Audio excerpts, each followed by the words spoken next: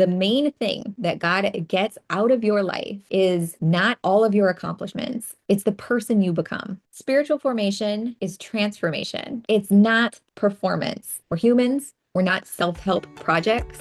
Welcome to the Theologically Fashioned Podcast. I'm your host, Monica, and today I want to talk about hard truths that I had to learn as a Christian and really more so as a female seminarian. These are all things that I wrestled through as I went through seminary. Some things I kind of had to unlearn and then relearn again. And honestly, there are times that I'm still reminding myself of these truths. You can catch this on Apple, Spotify, and now we are on YouTube. So you can check us out there as well. The first thing is that you don't have to shrink to be loved by God. I used to feel like I had to fit a certain aesthetic to be a Christian, and maybe I didn't have this feeling overtly, consciously. I wasn't totally aware of it. Nonetheless, I still felt it. Even now, still, there are things that people associate overtly with Christianity, and particularly female Christians, that I just don't relate to. One example, and this is no hate to anybody who loves to do this, it's just not for me. One of those things is making bread. Instagram, because I like Christian content, it is constantly like, well, if she likes Christian content, she must like to make bread. I don't know what that is exactly. Um, I don't like to bake. It is not for me. It's not my thing. Maybe it will be someday in the future. I'm not saying that it won't, but there is something Instagram really associates with being a Christian and making bread.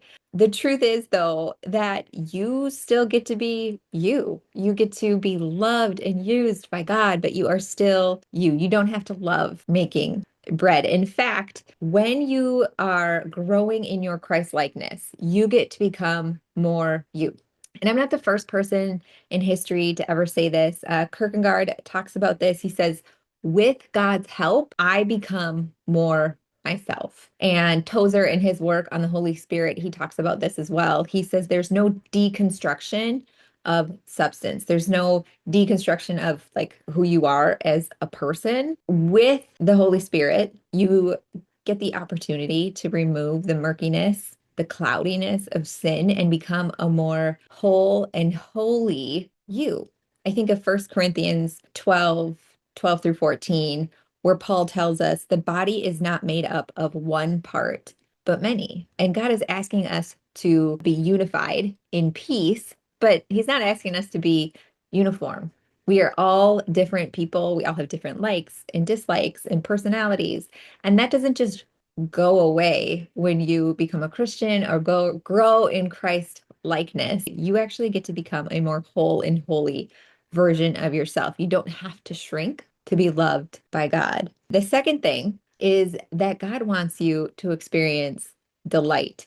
I think that there can be this kind of glorification that comes along with suffering or even self-abandonment. And as I was preparing this episode, it came to mind this Taylor Swift lyric, and she says, "If long suffering propriety is what they want from me." And it made me consider how Christians tend to praise themselves or they praise others for staying in a situation that is long suffering and self-abandonment. And they potentially believe it to be more holy, more Christ-like, but it is brave to seek delight, to find delight. Maybe you're finding delight for the first time, or after loss, you're finding it again. That is a brave thing to do. God wants you to experience delight, and you don't have to stay in self-abandonment or in long-suffering situations. Those might be a part of your story. They might be a part of your journey, but even in those, God desires for you to experience delight. And the way that I think about the difference between joy and delight is this. Joy is this deep-rooted anchor that we have in Christ. We have this hope that there is resurrection, and the living hope of Jesus is our joy. It anchors us, even in times of long suffering. But delight is fast, it's fleeting, it's God's abundance of grace. I think of all of God's common graces and what a delight those are. A couple of those things for me in particular is when I think about flowers, I have peonies in my front yard and their bloom season is so incredibly short. And I think about that's delight. It is a short burst of beauty in God's common grace of his creation. I also think about food. Food, if it only served a utilitarian purpose, solely utilitarian, why would it be delicious? Why would God make such decadent food for us to enjoy? I do think that taste and food is one of God's many, many, many common graces that we get to experience. And there's so many of these things around us that surround our everyday lives. And I wonder if here's part of this too for me. I wonder if we try so hard to optimize every single situation because that's kind of what we've been trained to do is to optimize. And when we do that, we miss out on God's common graces and experiencing delight. I think of Acts 14:17. It says, he did not leave himself without testimony. He has shown kindness by giving us rain from heaven and crops and seasons. It says he provides you with plenty of food that fills your heart with joy. The audience that is being spoken to in this passage is primarily farmers, and they would understand this is God's common grace. This is kindness and grace to have rain that produces crops that we then provide enjoyment and nourishment for our families and our neighbors and our communities and our friends. And this fills us with joy and delight.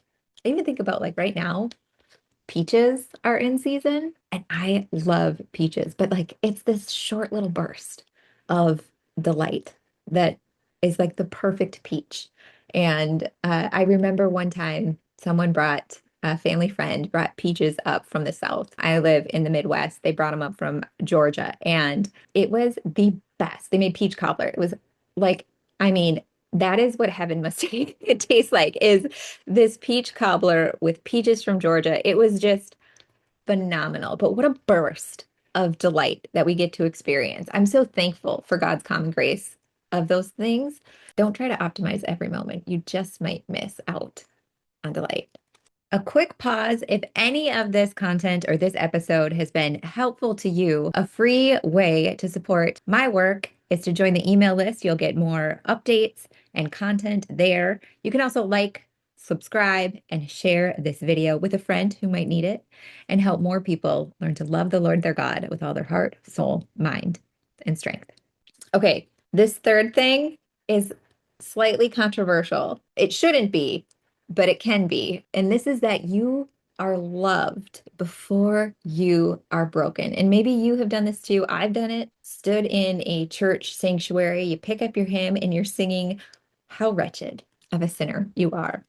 And please hear me when I say that it's true. We are all sinners who fall short of God's glory, and we need his grace and his mercy, and we need Jesus. But before our relationship with God was fractured by sin, God calls us good, and he calls humanity good. He loves each of us. We are made in his very good image. You can find that in Genesis 1:27 through 31. And something that kind of started to shift for me in this thinking, because I think there are so many denominations that talk about it the other way, that you are first and foremost a wretched sinner. There is no goodness in you. And I would disagree now with that statement. And part of that journey for me wrestling through this topic was walking through the Old Testament. I just saw how God never left his people, how humanity messed up over and over and over again. And there he was, showing up again and again in love. I also think of the prodigal son in Luke 15. And though Jesus is telling this story, I want to make sure that we're not making the mistake of separating God of the Old Testament with Jesus of the New Testament. I think that sometimes there can be a hermeneutic where people will say, but is this the way of Jesus? And we simply can't forget that Jesus is always pointing us to the Father. That's what he does. He always points us to him. So if you see that love and grace in Jesus, that mercy, it's because he's pointing us to the heart of God. And so it is better as a hermeneutic, as a practice, as a discipline, when you're reading your Bible, to write down the character of God as you go. So instead of asking, is this biblical? Is this Jesus-like?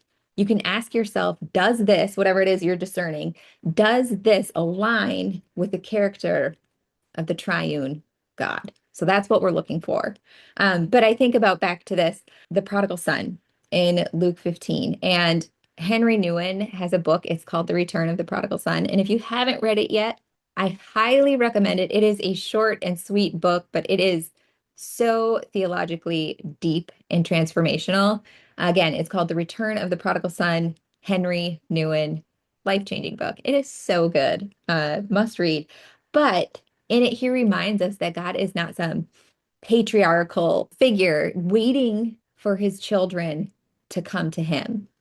Instead, what he does is he ignores his societal protocols of the time. He ignores his own dignities and he runs to meet his child, while at the same time not paying any attention to the child's apologies. He's not paying attention to promises of change or transformation from the child. He just embraces the son that comes home, that even starts to make his way. He runs out to meet him. He starts to make his way home. And God runs to him and just embraces him and invites him to the table.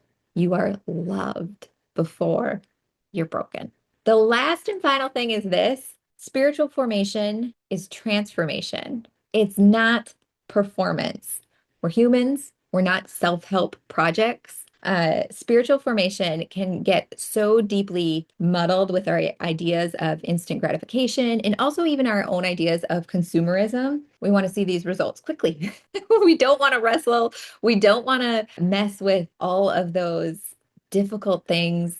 These are hard questions to answer, right? Like, am I really loved before I'm broken? What does it really mean to seek and find delight in the Lord and intentionally seek out his goodness? Those are things that can be difficult to wrestle with. These ideas of instant gratification and consumerism start to seep their way into our spiritual formation. And there's this piece of consumerism even wanting to optimize our spiritual transformation. Maybe we like how it makes us feel. Maybe we like how it makes us look to others, how we engage so diligently in the disciplines, or maybe it's us going to every church conference or reading all the right books or doing all the right studies or, giving all the right answers, whatever that is. It's worthwhile to take a look and say, okay, I'm doing all these things. Are they leading to transformation of my heart becoming more Christ-like? And again, that's just a personal evaluation. And Paul gives us some pretty good guidelines in Galatians. It's the fruit of the Spirit. You can ask yourself, am I growing in love, peace, patience, kindness, goodness, self-control, faithfulness, all of those wonderful things that are reflective of the triune God? Are we growing in those things? Because if not, then perhaps potentially there's a performance aspect. There's a consumerism aspect to your faith that could use prayerful intervention. And I think of Dallas Willard, who famously wrote on the spiritual disciplines. And one of his famous quotes, and I love this, he says, the main thing that God gets out of your life is not all of your accomplishments. It's the person you become. So again, we're going back to that first point of the idea that you get to become a more whole and holy version of yourself when you decide to follow Christ. I would also remind each of us that spiritual disciplines are not boxes to check off, meaning like, oh, I'm a good Christian. I did this thing. I engaged in like my prayer. I read my Bible today. I'm giving thanks. I'm getting my rest. They're not punishments. They're not boxes to check. They are meant to be intentional nourishment for weary souls. Because again, we are people, not projects. I do talk about more in depth each and every one of these topics in my book. It comes out August 25th. It's called Fashioned by Faith. They are spiritual disciplines that deepen your relationship with God. They are disciplines that Christians for generations have engaged in, but I'm talking about how we use them now and can engage with them now for a deeper relationship with Jesus so that we can become more like Christ and love him with all our heart, soul, mind, and strength.